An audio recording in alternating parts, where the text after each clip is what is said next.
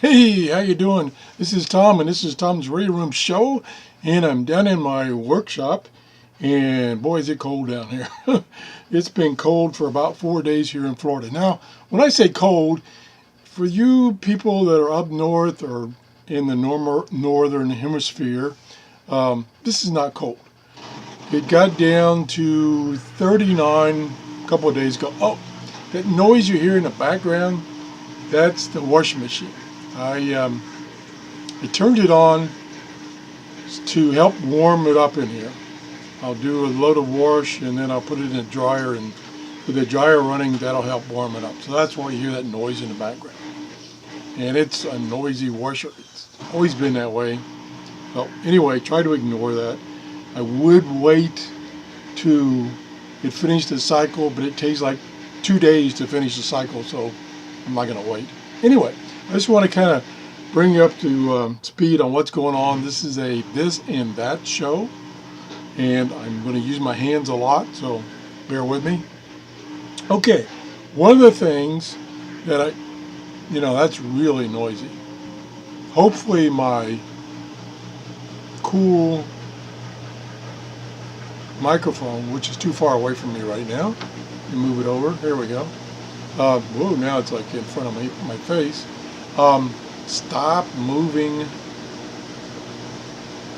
Oh, I know why it's so noisy. It's on the spin cycle. That's why. It'll be noisy for a while. Anyway, we're going to go on. One of the things I'm struggling with is I got a new SDR. Now, it's from the gentleman over in Japan that has made several versions, and I've reviewed every one of them and not had any problems, but I'm struggling with this one because it's kind of out of my realm of, I would say expertise, but I don't have any expertise. Kind of just out of my realm. And that is this guy right here. Let me get the piece of paper here. He sells these on eBay. And that is the SOF 66 IP. Like I say, he's over the past couple of years, he's made several of these, and this is his latest one. You don't connect to it directly. You have to connect to it over the internet, and there's two ways of doing that. One is via the software called, I think, WebSRD, which people can put their radios on the internet, and so he's designed this thing to work with that. You can also work with it directly using like Ham Radio Deluxe, but again, you're doing it through your computer, through your network. Okay, I hope I've explained that. And and he sets some defaults. And let me correct myself, which I'll probably do several times during this video. The website that you connect to this with is OpenWebRx. That's what it is. And you can go to OpenWebRx and you can see a whole bunch of these types of radios, not specifically this one, but like this one or other ones. And he sets it up with a default for it to run in that mode. You can change it to run with HD SDR, but you have to have an understanding of how to get into this device. I believe it's running what's called an Orange Pi little computer on a chip, because when I look at it on my internet, as far as the ID, it claims that the name of the device is Orange IP, or Orange PI, I'm sorry, Orange Pi. So I think that's what he's running. I think that's what's inside this box. And he's running, in one case, this OpenWebRx software, the server version, so that you can get to it via the internet, via that website. And I was able to do that. That part I was able to do it. It was a little difficult, but because you need to know the IP address of this particular device on your network or something like that. Like I say, this is all very confusing to me. I'm learning. He's trying to help me out. The problem is, I guess I can take my hood off for a little while. It's getting a little warmer in here, and talking, I'm getting warmer. He's over in Japan, so we're about 12 or 13 hours different time-wise. So when I'm up, he's sleeping, and when he's up, I'm sleeping. And usually I can get him late at night, like 8 p.m. or something like that, and I can shoot emails back and forth. So it's a pretty slow process communicating with him. And it appears he didn't have a good understanding of the English language. So some of his messages are a little cryptic, which is no problem. I understand.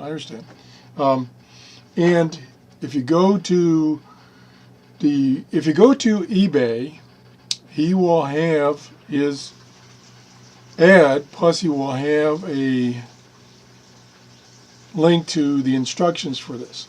That's the second problem, is the instructions, which I have here is about 4 pages, are kind of cryptic for me. Now keep this in mind, I'm not that familiar with doing FTPing over a network. So that's what I'm struggling with. So, like I said, I got it working in its default mode, which is going through the OpenWebRX website. And I was able to see it. And I was able to determine that it was my radio by the fact that when I disconnected the antenna and connected it, I could see the reception on the display change. So the other defaults he has is, there's a whole bunch of defaults that you can put in it for this OpenWebRX. And you can put the name of the radio, you can put the mid frequency, and a bunch of other things that I don't understand. So the default is his ID. And so it's hard to tell at first. It was hard for me to tell if I was really listening to my radio or I was listening to the one he puts on, because it had his name. So then for some emails back and forth, he gave me some basic instructions how to go in and modify some of the files that are on this device. For instance, a configuration file. And one of the files that I modified, I tried to modify, let me change that. I tried to modify, which is one to change to the other mode, which is to act like a device that HDSDR can communicate with, so you can control it locally. And so if you're familiar with HDSDR, which is pretty easy, then you can change things easily. I changed a file that he told me to change, and it was just a one-line change, and I wrote it back, but I got a write error. And you have to have a program that will communicate with a device on your network through FTP. And so I used a add-on to Chrome. That's, I don't remember the name of it, but it's like EFTP or something like that. And I was able to communicate with a device that I had on my network, and I was able to do a directory listing. I was able to go to the text editor and see the text that he told me to modify. I was able to modify that one line, and I told it to save it, and that's where it failed. It wouldn't save. that's where I'm at now. There's another file, that's the configuration file, that has all the information that gets displayed when you're using that website. And it has things like your radio name, the mid-frequency, whatever. I tried to modify that file. Same thing. Wouldn't modify it.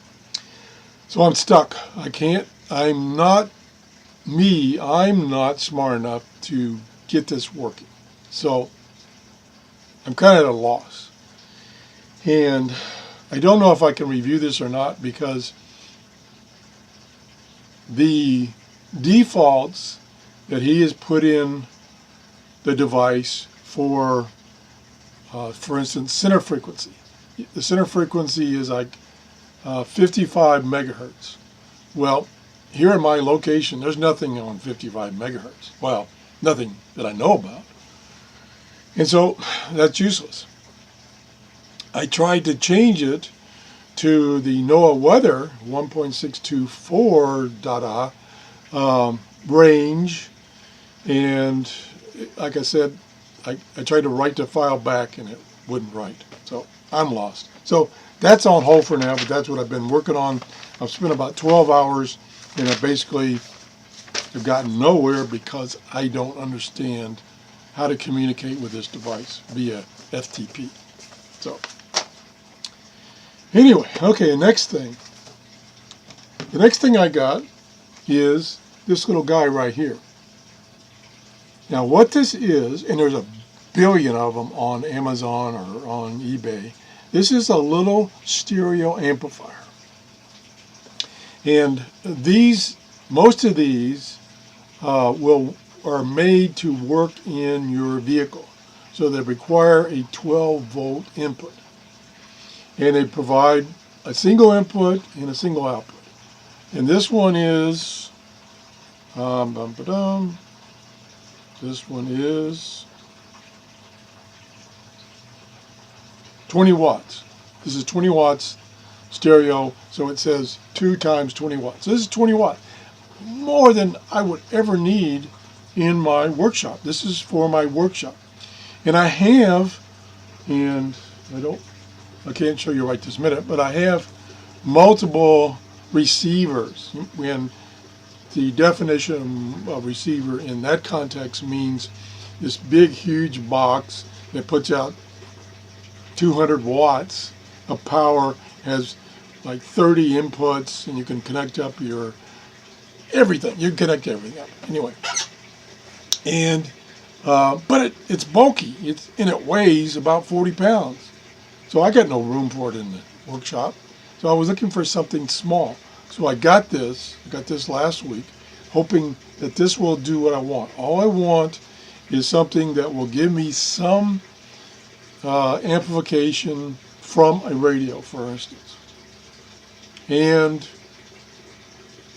be able to drive some smaller speakers, some speakers about that big, like this.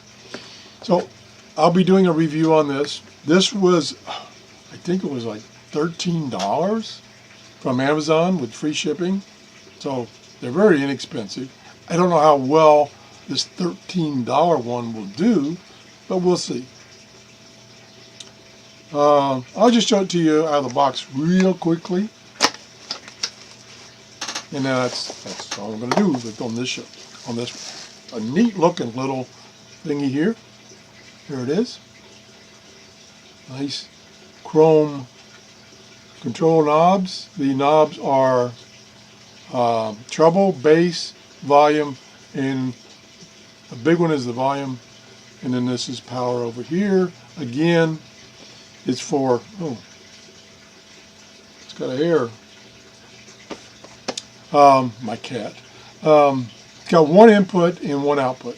When I say one output, set of stereo outputs. That's it. Very basic.